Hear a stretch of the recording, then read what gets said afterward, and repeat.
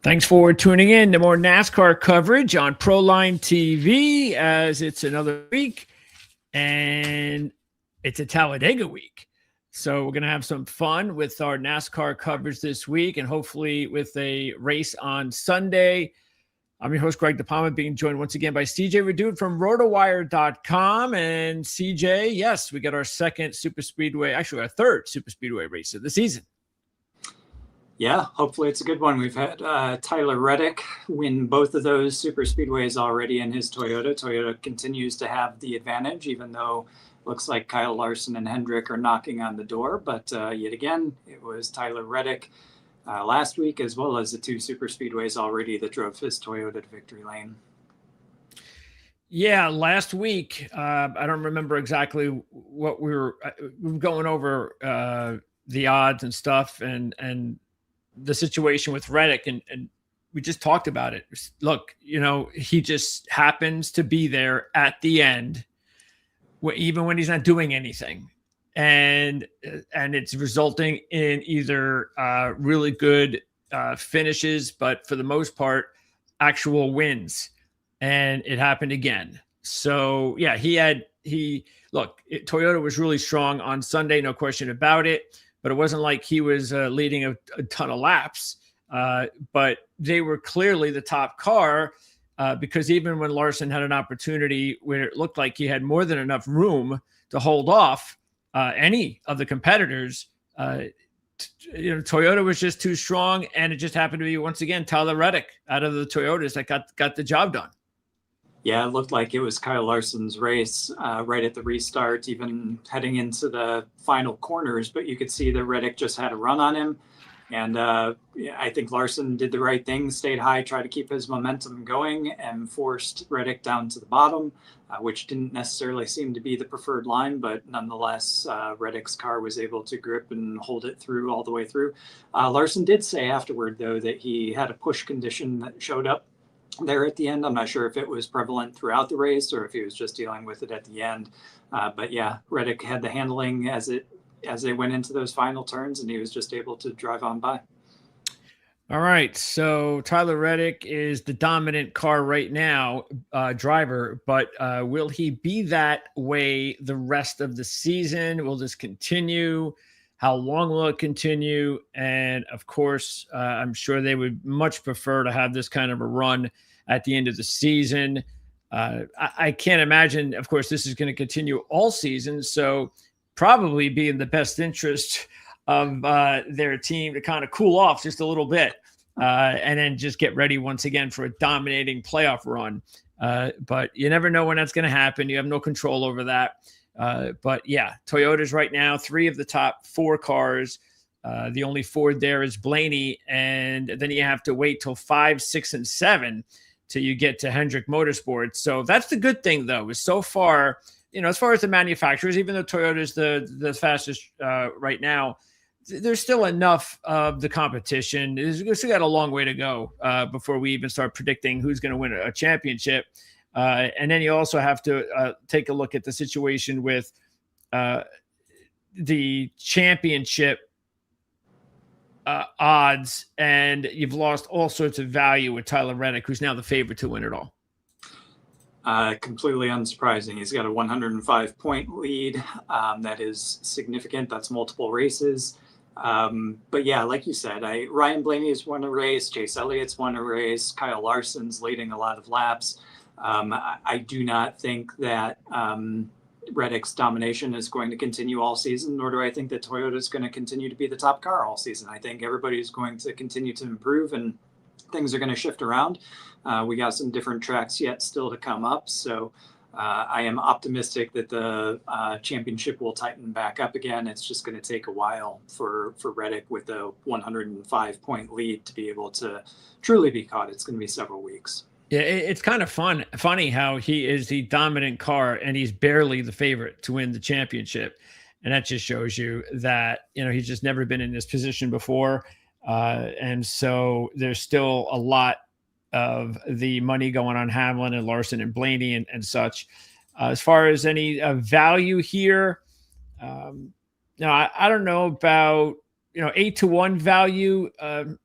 it's possible. I mean, if you really do like one of these three drivers, Bell, Elliott, and Byron, to win the championship, then 8-1 is not all that bad. Logano, once again, we just have to keep repeating the fact that it is a even year. So that bodes well for Logano. And, when he wins championships, he just doesn't dominate. So don't think that, just because he's not off to a great start, that means that he's not going to win the championship this year. So 14-1, probably nice. And Briscoe and Gibbs, of course, Gibbs winning a championship in the same year that he first won a cup race might be still a hard thing to do. But Briscoe is, I think, maybe the car you might be wanting to look at right now, because he's just starting to heat up a little bit the last few weeks, and he's still 14-1. And he's a Toyota, and his teammates are right up there as well. So Briscoe, like you said, really rough start to the season. I think a handful of finishes outside of the top 30. He's just now starting to get his groove going, and he'll definitely come up. He's got the team and the equipment to do so. And I think Logano there still is a good wager as well. It's going to take consistency through the last 10 races, a little bit different than we had in years past based on this current championship format. But if you can get your way into the top 16, that's all that really matters. Then it all comes down to those last 10 races. Okay, now, as far as some interesting trends for this week's race at Talladega, the Jack Links 500. Let's see. Let's keep an eye on a few things. First of all, only 3 of the 8 next-gen winners started in the top 10. Keeping in mind that Briscoe was the most recent winner in the fall, started second. And Briscoe was the only winner who started in the top 3 rows in the next gen. So what does that mean? It really means qualifying, not a big deal. Matter of fact, sometimes I just decide to pass on even doing shows over the weekend on the super speedway races. So considering there is a draft this weekend, I think I might do that. The average starting position in next gen, I'm not talking about Iran. The average starting position of next gen winners was 17th before the fall race in 2025 when Briscoe started second. So once again, qualifying is not going to matter.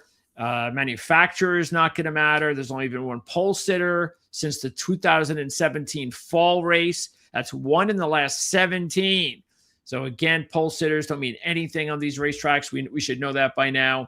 And next gen, 8 different winners. Now, this is the one I'm interested in. 8 different winners have won in the next gen. 11 different winners have won in the last 11. So I'm definitely going to have to pop up those last 11, because if you want to follow that trend, then that means who's ever on that list, you're going to have to take out this week. What do you think about how weird that trend is? I guess it shows you how luck plays a part at Talladega. Yeah, I guess if there's any track that trend could be reality and have me not laugh at it, it would be this track, Talladega. Just so much can happen over these 500 miles. It's a wider surface than Daytona. Tires have less fall off, or there's a little bit more room, I should say, for drivers to move around in the pack and be a little bit more aggressive, and really anything can happen. So if he can be in that top 5, maybe even the top 10 in the last lap or two, you've got a chance to win. And it's all about making the right move, picking the right line off of turn 4. So if you look at it, the last multi-winner we've seen at Talladega was Ryan Blaney when he won back-to-back in 2019 fall and 2020 spring. So the streak started then in 2020. So these are the drivers that, and I'm just going to go, let's see, you know what? Yeah, let me just go by the first winner in 2020, Denny Hamlin, Brad Keselowski, Bubba Wallace, Ross Chastain, Chase Elliott, Kyle Busch, Ryan Blaney, Tyler Reddick, Ricky Stenhouse, Austin Cindric, and Chase Briscoe. So if you want to continue with that trend, then you cannot select one of those drivers. So it leaves quite a few that it does. That is Talladega. So anything can happen. All right. So who do you think should be the favorite of the race? I don't know if you Well, it's a super speedway. It's Talladega. I'm going with Ryan Blaney. And you would be correct. So he is co-favorites. Let's pop in the odds here with Joey Logano. Who do you think's next? And I don't think you're going to get it because it's not based on anything I see. Then I'm going to say Tyler Reddick. No, actually, that would have been that would have been expected, and he was next. Byron. Yeah, William Byron. Larson would have been my other guess, so I would have been wrong on both counts. Yeah, Larson. Geez, yeah, he's not that far off. Okay, so taking a look at the favorites here, you have the teammates Logano and Blaney, and I'm sorry, but this is one of the things I talk a lot about, and that is luck. Especially, of course, super speedway luck. And then when you get into, just a bad luck run. And that's what's going on with both Joey Logano and Ryan Blaney at this racetrack. In the last 4 races for Ryan Blaney at Talladega, his average finish is 29.7. Joey Logano in the next gen, his average finish is, and that's 8 races, 27.5. Even though Logano has led 19 or more laps in the last 5 races at Talladega, and even last in the fall, I mean, Blaney and Logano both were in good position, but I think they were just in a wrong cycle. There was a caution, I believe, so there was a flip of the field, and it just really just put them in a bad position, and they were unable to make the move back up. And that's the thing, again, that we've seen a lot more lately at these super speedways where, if you're humming along like at 15th, like between 15 and 20 with like 30 laps to go, 40 laps to go, it's almost like it's over. Unless something happens, can flip the field, it's almost over. And that never would have even been imaginable just a few years ago, that you couldn't make a move from 15th or 20th in like 3 laps. Now if you're like 20, 30 laps to go, something in that range, that's just, you're just not going to be able to make the move up. Yeah, it's really strange. But yeah, I mean, the Ford cars are still so strong at super speedways. So they qualify well. They tend to qualify well. You can look at their averages. Both Logano and Blaney, they both start pretty well, Blaney especially. And they get out there and they lead laps, but then something happens, like the luck factor, like you said, slow pit stop. That's something we've been talking about with Blaney all season. Happened again last week. Ran into another car and then had problems the rest of the day. Logano just hasn't had very much luck this season. He finally finished, got to the finish line on the lead lap at Daytona, but he was sideways, if not, backwards going over the line, crashing. But yeah, I think if you got to be in the top 10 with 3 to go, you have to be in the top 5 with 1 to go or whatever to even have a chance. And quite honestly, if it's the last lap, you really got to be in the top 3, and you got to almost be side by side, unless, like you said, something happens ahead. So that's kind of where they get stuck. The manufacturers and the teammates tend to work together. So if one of them gets bumped out of line, typically both of them are going to wind up back there and get stuck in 15th position and not unable to move forward. And that gives names like Ricky Stenhouse Jr., Tyler Reddick, and others the ability to go forward and win these races sometimes. Yeah, what's funny is that there are only 3 drivers that have registered top 10s in both super speedway races this year. Just 3. We know one of them being, that's it. And we'll get to the others as we move on here. So, and just continuing this group here. So yeah, Byron, he's never won here before. He's only led 29 laps in his last 7 races. And I mean, the good part is in his last 6 races, he's got an average of 7.8. And that includes a 25th place finish in the fall, or else it would have been a lot better than 7.8. But, to be considered one of the favorites, and again, you can say what you want about super speedways, but this is not Daytona. And I think William Byron has had more than his share of luck on the super speedways, most notably Daytona recently. So again, even though it's 11-1 and we look at the favorites differently, they're still the favorites. And I think we could do a lot better than that. And again, I think Reddick, look, I know it's almost infallible to think that he's going to win again, especially on a luck racetrack. But you just, I just couldn't bet against him if you're telling me to. And out of this group, I'd probably, I'm not sure I'm going to bet any of these. I might, but I don't know. I think I'd probably look at Logano and Reddick here as the two to wager on. Yeah, I mean, it is very much a crapshoot here. Ryan Blaney deserves to be the favorite. He's very good, but he's in the bad luck rut, like you said. William Byron probably would rise to the top of my list out of these four just because of that. He's a little bit more consistent recently, though he does have the 25th, like you said, in the fall. Prior to that, he had 5 in a row where he was in the top 10. 3 of those were top 5s. So Byron can get to the end at this track. Just needs to get out there and lead that last lap, unfortunately. Yeah, Reddick has the win. That was in the 2024 spring race. His only top 5, though, at Talladega. He's got a 17.8 average in 12 starts. But as we know, this is a completely different Tyler Reddick. All right, next group. And I think now we have some really good value. Well, I'll start after we talk about Larson. So, yeah, Larson, look, he does have 2 top 5s in his last 3. I get it. And he's led 19 laps in his last 7 races, and that's not great. Yeah, look, if you've been watching us for long enough, you know our feelings on Kyle Larson and super speedways. Just if you're going to beat us, because unless you're going to give us better odds than this, I'm not putting my money on Kyle Larson on a super speedway.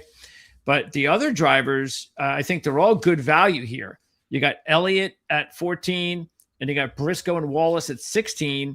Wallace is the second of the 3 drivers that had a top 10 in both super speedways this year. And he's got 3 straight top 10s at Talladega. He's got a win in 2021. And he's coming off his best result in a little bit, which will get him some momentum coming into Talladega from last week. Briscoe, meanwhile, he's got a win in his career here. And he won, of course, in the fall. That's his only win coming in off of the most recent race, leading 16 laps. And he also led 20 laps in the spring. So he had a good run the last 2 races last year. So I think that's good. Plus the momentum he's carrying in. So I think Briscoe is a good bet, even though we'd have to win back-to-back still. I think we've had enough of the Reddick wins this year to not really care about back-to-backs anymore.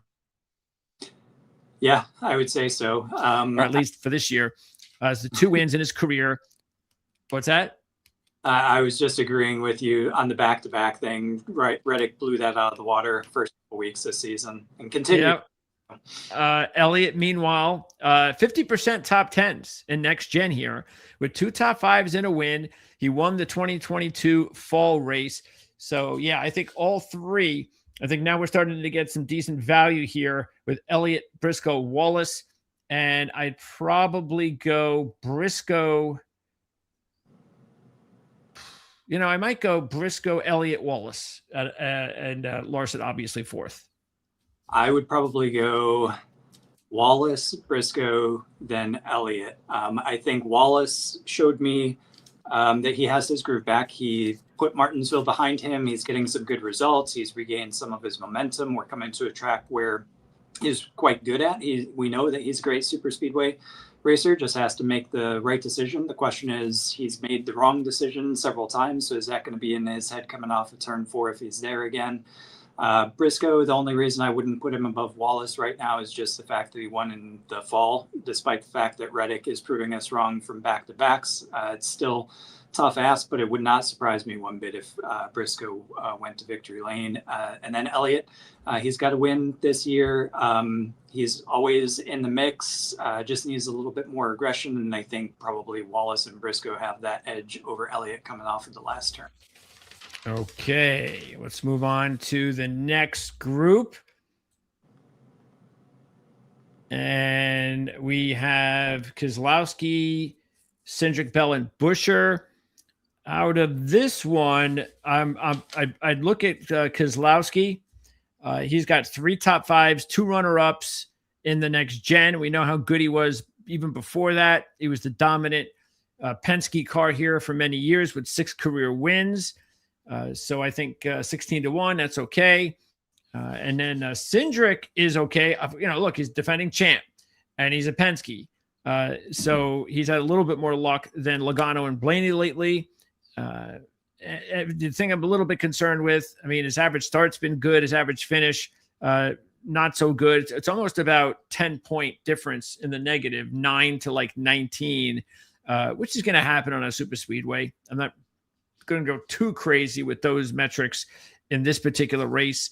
But I don't know, again, winning back-to-back, defending champ, considering it's Austin Cindric. I don't know. I think it's a good play though, considering the odds.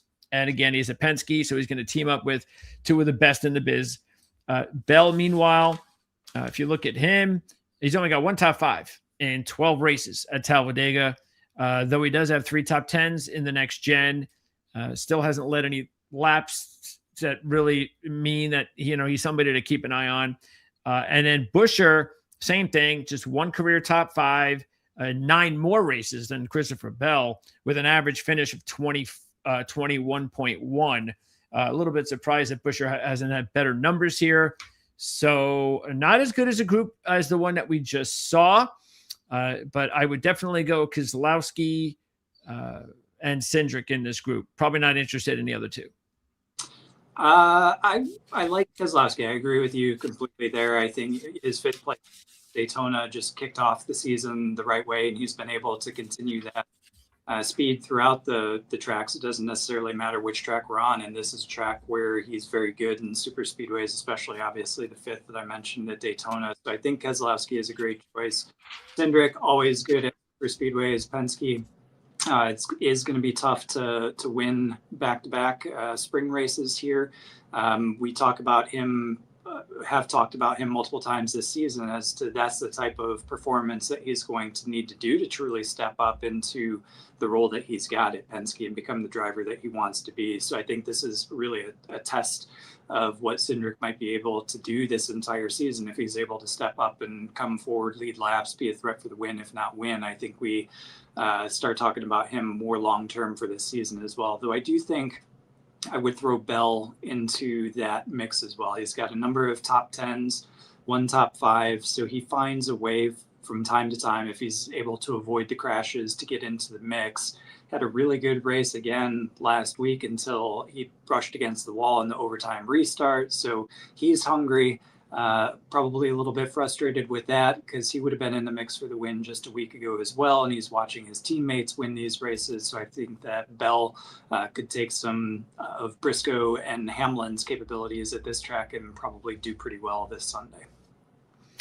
Next group, a couple of notable drivers here. A little bit surprised that as bad as Hamlin has gone lately at this track, which is 23.0 in his last 4 races with only 14 laps led, you're still looking at one of the best super speedway drivers out there. And to get 22-1, while Kyle Larson's 14-1, I mean, come on, are you really kidding me? Come on. That's just ridiculous. So yeah, I think Hamlin's a real good value play here. Kyle Busch has a 23.4 average with RCR in his last 5 here. Typical. That's the way things have gone. Even though in the very first race he had with RCR here, he actually won. That was the spring race in 2023, but hasn't done much since then. I think you should be getting a lot more than 2022 the way Kyle Busch's season is going right now. Hocevar, though, now here's a nice little sleeper at 25-1. His average start in 5 races in the Cup Series is 34th. His average finish is 15.6. So that's exactly what you're looking for. Just kind of keep your fingers crossed that he starts again outside the top 20, and he'd be a great fantasy play. And last year he finished 6th in both races when he started 28th and 32nd. So absolutely Carson Hocevar, a little bit more experience.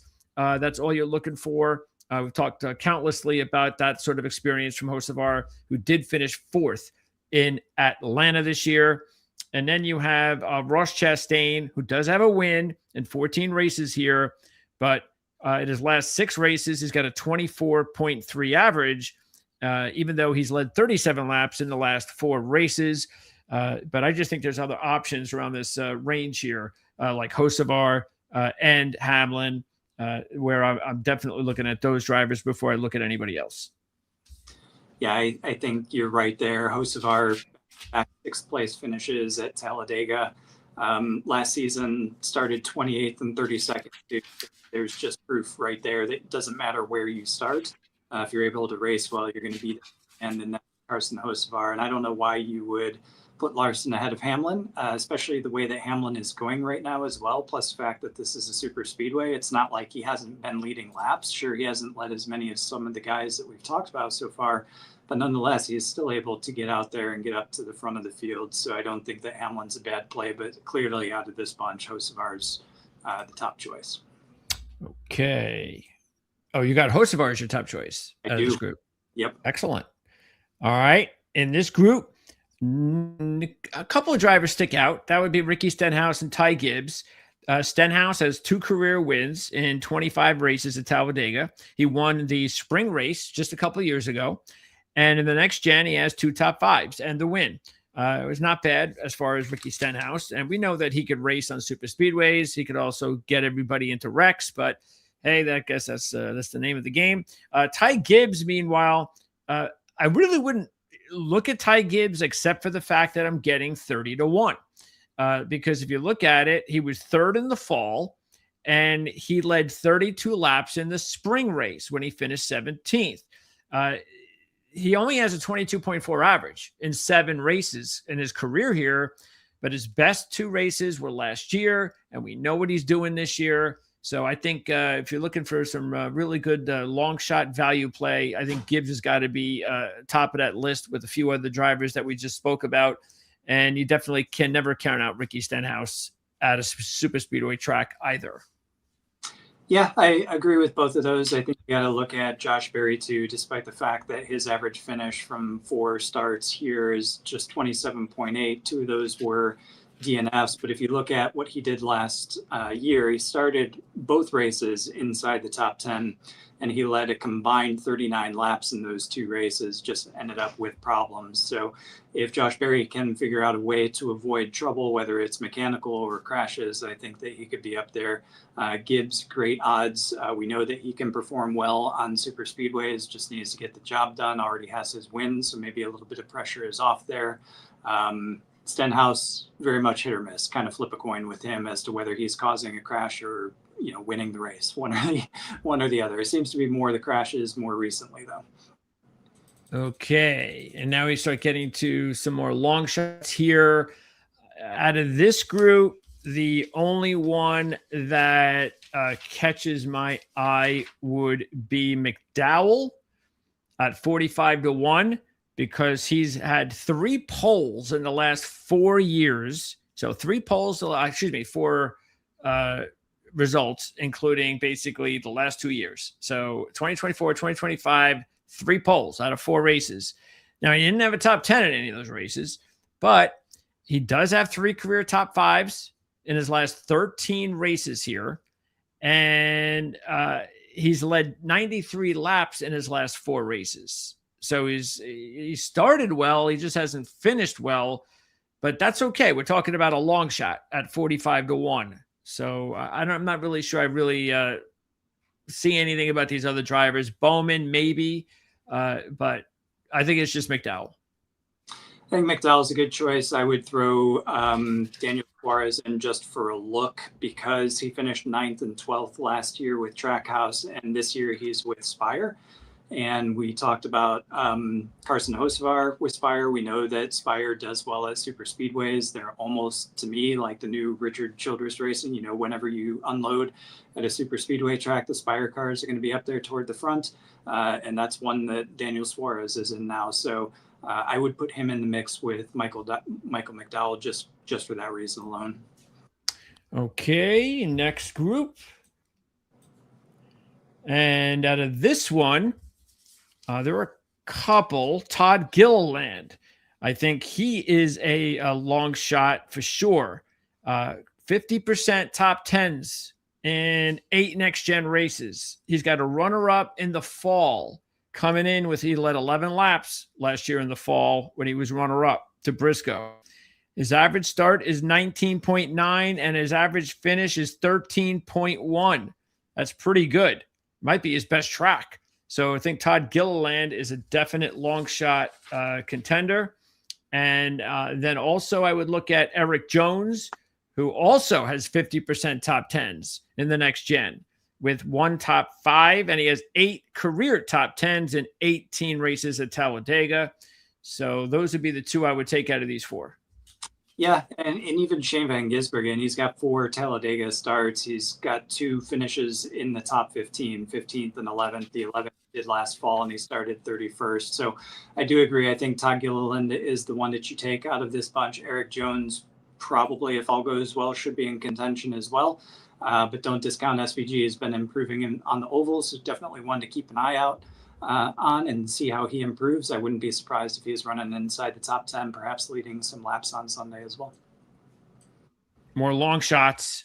And out of this group, Gregson and Zane Smith could be interesting as long shots. That's because Gregson has 2 top 5s in 7 career races in the Cup Series, including a 4th in the spring last year and a 3rd in the spring in 2024. So he seems to like the spring cup races at Talladega. And Zane Smith is the 3rd of the 3 drivers who actually had top 10s in both super speedway races this year. And he's sitting at 65-1. Yeah, and Zane Smith was a pole sitter on this race last year, and he led laps in both races at Talladega in 2025. So I think both of those are great picks. When he finished 9th, Zane Smith in the fall, he started 23rd too. So both of those guys, very good fantasy plays too. Okay, next up. Yeah, this is, let's see, I'd probably, John Hunter has a couple of top 10s in 6 career cup races. His teammates with Eric Jones. So that's a possibility for a long shot. But the others I think I like more. But look, I've got to definitely consider Riley Herbst now, because he's doing enough over the last several weeks, early enough in the race where because we never used to pay attention to Riley Herbst ever. And now all of a sudden we're hearing his name called more often lately. He's teammates with Gibbs, who's having a fantastic season. And look, I don't know career-wise what the deal is with Herbst. I mean, I don't know what his pedigree is. I know there's talk about he's got to pick things up if he's even going to be able to hang in there with the team. And by the way, he's not teammates with Ty Gibbs. He's teammates in manufacturer only. He's teammates with the hottest driver in the world right now in the NASCAR series, being Tyler Reddick. And we talked highly about Bubba Wallace as well. So I think if you're going to take Reddick and Wallace, you really need to take Riley Herbst at 80-1. So, and if you look at it in the O'Reilly series in 2024, which was the last 2 races he raced in the O'Reilly series at Talladega, he finished 2nd and 3rd. And he also, I believe, did he have a top 10 at Daytona this year? I believe he did. Yeah, I think so. He's also got a top 10, 2 top 10s at Talladega too. And I'm sorry, 1 top 10, 2 top 10 starts. The fall race last year, he started 9th, ended up getting caught up in some trouble, finished 32nd, but he still led a lap.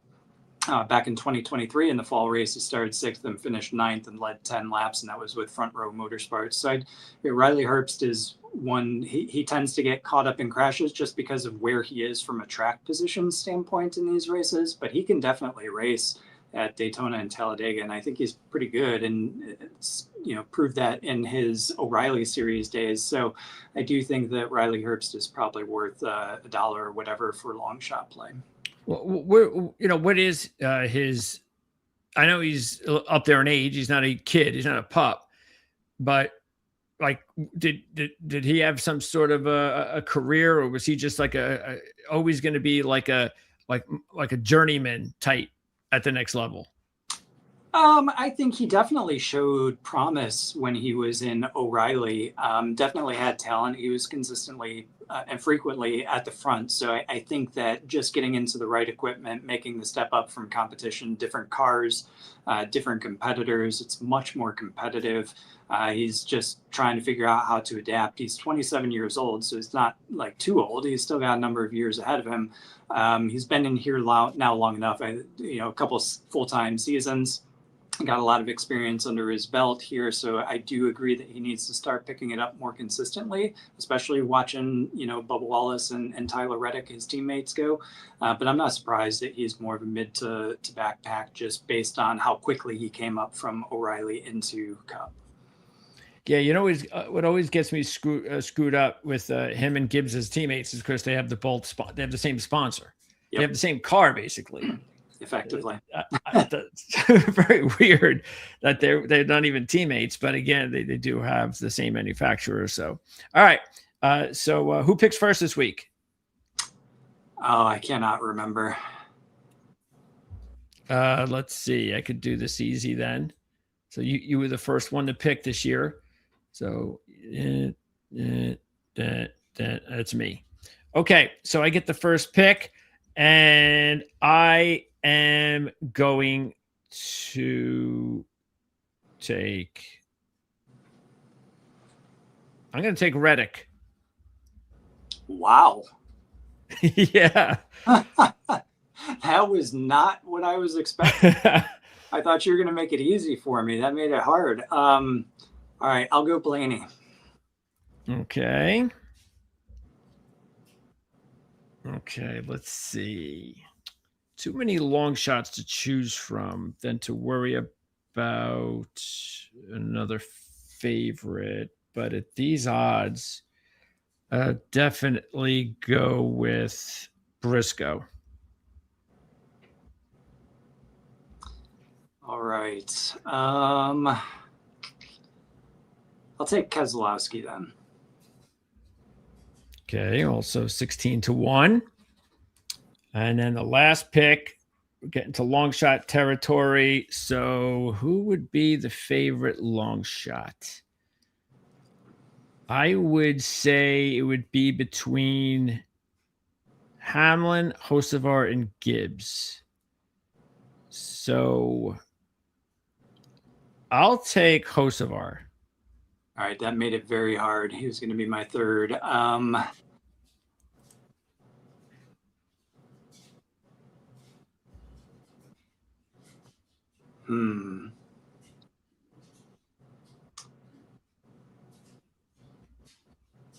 You know what? Give me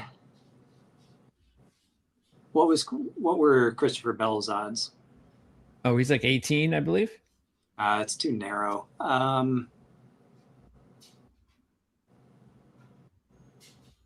I'll take Gilliland then. Oh, going the super long shot way. Yeah. Why not? Okay, why not? Wow, that's a big one. That would be a hell of a story. Definitely. I think out of those super long shots, I think you have to throw a few bucks on McDowell, Jones, Gilliland, Gregson, Zane Smith, Riley Herbst. And then we told you the other ones that we like. And then as far as the top drivers, besides the one we've already picked, that's still left on the board, probably between Logano, Elliott, and Wallace. Agreed. So, okay. There you go. Again, I'm not sure I will be back on Saturday with a report again, because the problem is that not only does qualifying and practice not change much, but neither do the odds. But I might do it, even if it's just for a few minutes, just to go over maybe some fantasy selections, because I won't be able to put those together until then. So maybe we'll pop on for a little while. If we're not able to do it, hopefully it's also early enough. I hope they do that, because they've had these late night sessions the last couple of weeks. So if they can get it done early on Saturday, that would be nice. Then make it a lot easier for me, because draft will be over in the afternoon, and I'll be able to do this tomorrow night with no problem. So probably see me for a few minutes on Saturday night. I'll also be able to update you with a link to the RotoWire updated report, DFS from CJ at rotowire.com, which is out every Friday. You could also check out the link in the description of this video right here. Go right to that page so you can check it out for yourself. You don't have to wait until Friday till the report comes out. Otherwise, what's going on? How much more before F1 gets back into the swing of things? We have about a week and a half before F1 finally returns, so we can talk about them next week. They are coming to Miami. They've agreed on some tweaks to the rules, which probably won't affect the race, but it will affect qualifying a little bit. So we got that coming up, and then we'll have, as you mentioned, until Formula One is back, we'll keep having our NASCAR Cup fantasy previews and best bets on rotowire.com that we have the link for you in the description of this video. Those will be out on Fridays. And we still have a little bit to go before you are going to take some time off. That's right around the All-Star race in May. Yep. So it'll be an interesting show because hopefully, even though you're away that week, we'll hopefully be able to record early the Coke 600 preview. So that's what we're hoping for, correct? That is what we're hoping for. Dover is the site of the All-Star race, so there's not a whole heck of a lot that I want to talk about there, and probably you as well. So we can just look ahead to the better race, which will be the Coke 600. Yeah, tell you the truth, the next few weeks, not really looking forward to.